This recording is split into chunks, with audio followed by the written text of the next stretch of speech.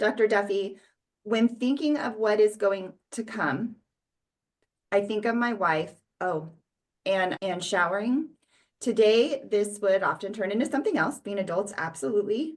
Eventually, it'll be more about care. And I want to know if I will still want to engage with my wife, or how is that even going to be? Well, that's a challenging one. Yes, I would say as we age in relationships, right? As we grow in relationships and as we spend years together, that our desires, our intimacy, the way we are intimate changes over time. Our agility and ability also changes over time, naturally, in any relationship. And so we have to shift how we are intimate over time. And whether that's in the shower, on the couch, in the car, in the bed, the style, we have to communicate about what makes us feel good and intimate over time. So that's an open communication platform, I would say. Naturally. And then when you layer in ability and disability in the setting of a disease, that also changes. And Huntington's disease is complex, right? Things change physically. We're less capable of doing things physically. Things like the shower end up being dangerous situations, right? So that likely is not going to be the place for intimacy over time. Our cognitive engagement and our emotional engagement in Huntington's disease also changes. So there's multiple pieces of that. And so what feels comfortable over time will change, and everybody's different. Some people will remain very intimate, very physical, and that's really important to them. Other people, that becomes more physically awkward, emotionally difficult, and they'll become less engaged. And every couple is different in how that intimacy is. And intimacy is not just sex, as was mentioned earlier. It's the physical touch. Cuddling can feel so therapeutic, right? Spooning. Who doesn't like a good spoon, right? That changes over time. And it can be, we're intimate and we sleep in separate beds. Like you had mentioned earlier, there's many couples that sleep in certain beds. People snore, people sleep horizontally. There's lots of things that people do. So don't look at some type of societal norms or what has always worked for you as a couple as normal. Allow it to change shape and change form and work for you for here and now, right? Holding a hand can be intimacy. Right. So try to keep the open communication as best as possible and try to figure out what feels good and feels right for each of you as things evolve over time. Yeah. Is what I can best say about this. Yeah, thank you. And one thing, and this would be good, I've been wondering where I was going to fit this in, and I think right now, another thing is don't let people judge you for still being intimate with your loved one. And I talked about this when I got pregnant with Macy. Mike was fully symptomatic. He had chorea, he was sick, and we had a vasectomy reverse, and we ended up pregnant with Macy. And people said, "Oh, is she Mike's?" And that was so shocking to me. Of course she's Mike's. He's my husband. She looks just like her sibling. Yes, of course she's Mike. And I was like, wow, that's so shocking to me, the judgment that I got, even from the community, by the way. And so then another friend of mine, a dear friend of mine, who got pregnant and her husband was very sick. And she actually had a daughter with JHD that passed. And she got pregnant. And her and I had this intimate talk because people were saying, is it his? And she goes, Katie, why would people say that to me? And I'm like, because people are judging us for still being intimate with our loved one because they think they're too sick. But they have to remember, in our relationship, this was the person we fell in love with. This is the person, this was our spouse, our husband. That love doesn't change. We were still intimate for a very long time, Mike and I, right? Don't feel the judgment on not being intimate, but don't feel the judgment about being intimate either. It's what works for your family. So that was a good time. And they call it interability, right? There are couples that have been together from day one where someone's had disability, right? And Right. disability does not take away intimacy and desire and drive and sexuality, right? Those Right. all very exist. And like you said, you you love Mike, right? Yeah. And you had an intimate relationship. That doesn't go away with Huntington's disease. Right. Very much you can be very sexual and turned on and intimate in with someone who has Huntington's disease or any other disease. So I agree. Don't let other people judge you. Societal norms are awful for all sorts of things, right? So that's why your HD community and your HD warriors to recalibrate your societal norms are really important over time, because there's a world of acceptance there and understanding and not having to explain anything. Dr. Anderson, I miss my partner. I miss the conversations about politics, grandkids. We bonded over these things. I feel so alone and I want him or her, he doesn't say them, back. Is this just where we are now? I think this is a case where things do change over the course of the illness. And it may be that you have to rethink a little bit how you interact with your partner.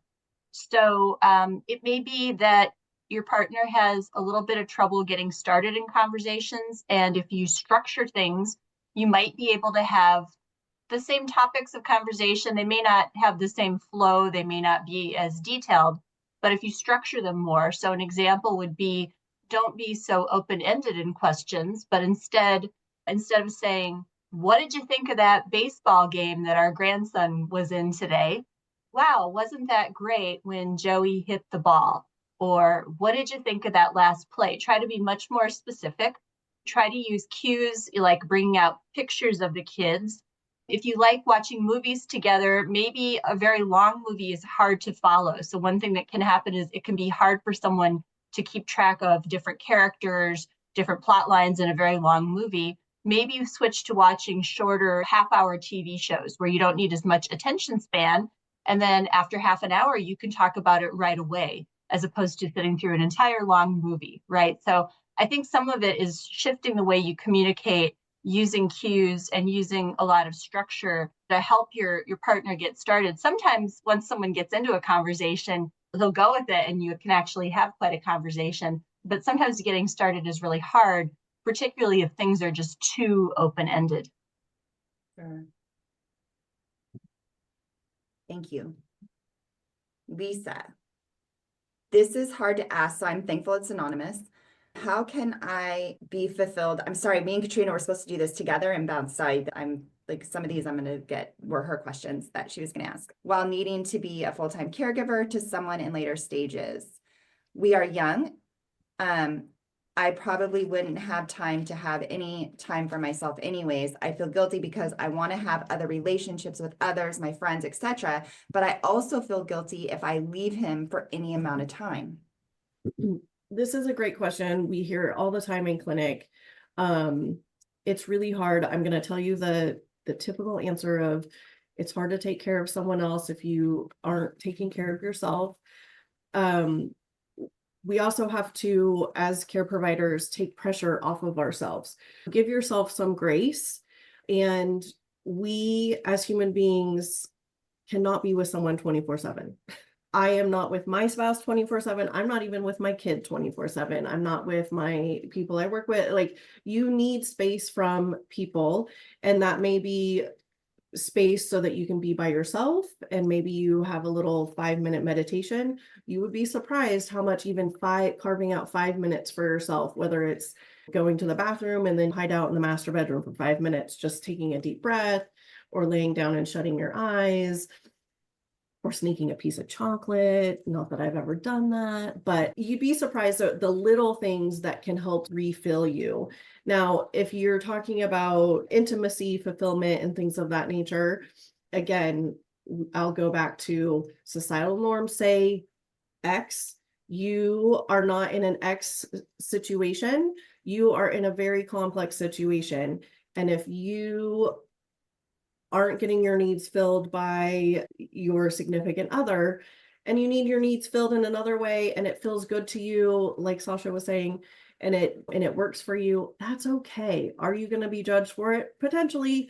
But again, no one is walking in your shoes and no one has your needs. No one really truly understands.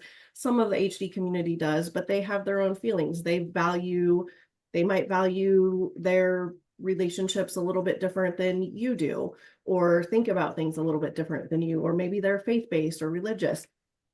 So there's lots of different ways. So give yourself some grace.